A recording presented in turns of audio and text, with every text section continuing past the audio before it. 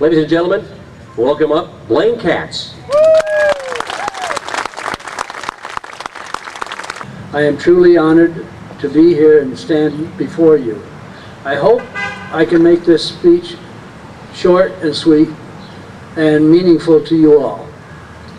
As Ken said, I was raised outside of Marshall on a farm. It was during the Depression of the 30s.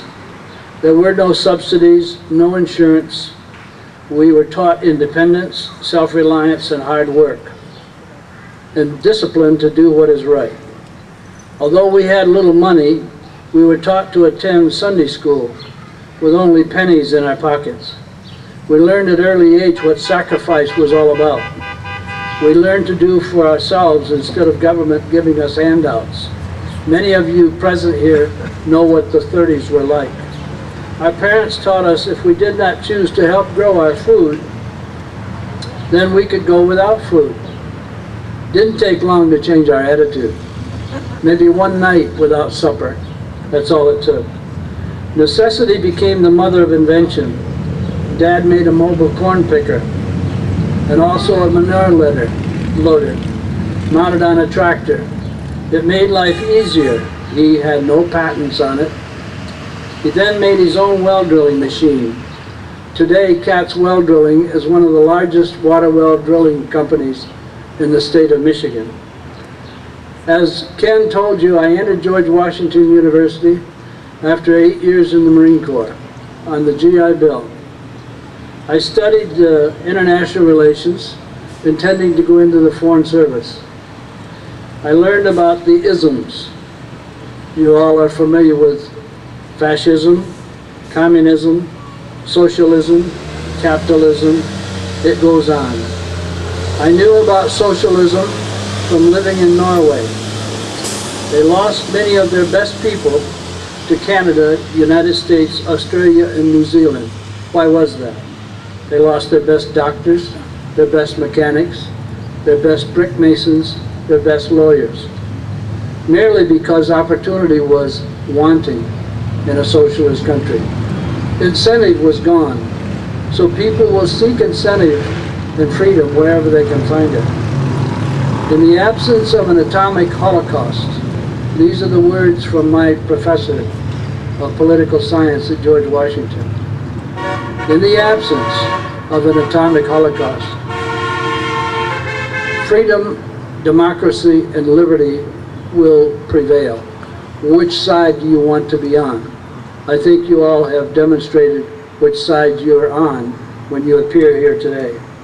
I graduated, resigned as an insurance investigator, and became an FBI agent. I traveled to Atlanta, Georgia, chasing bank robbers, prostitutes,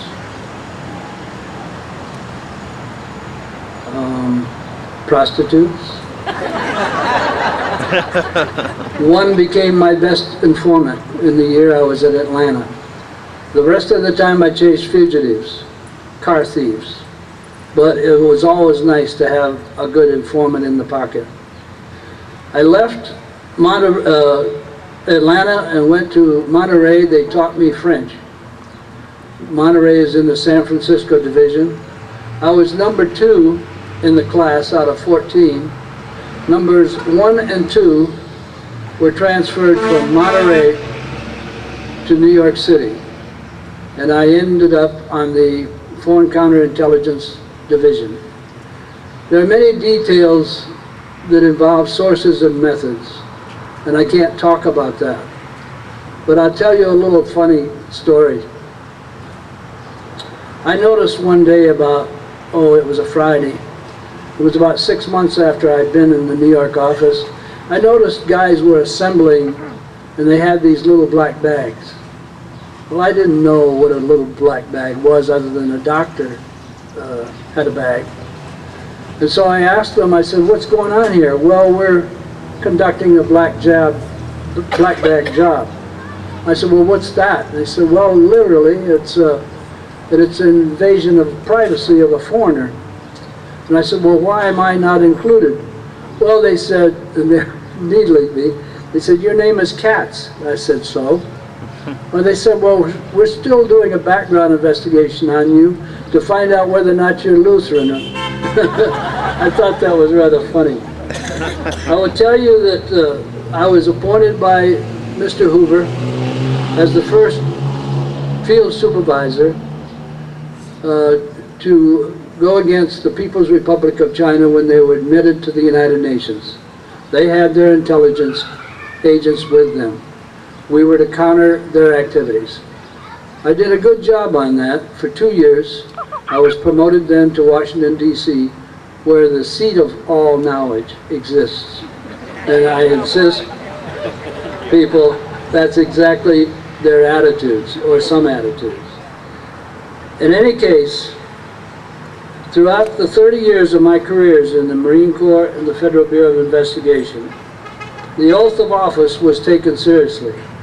I did that 3 times, twice in the Marine Corps, once when I was appointed as a special agent. It includes to support and defend the Constitution of the United States against all enemies, foreign and domestic. My country has been very good to me, and I have been a loyal and faithful public servant working for you, not the other way around. And you'll find that attitude exists in Washington.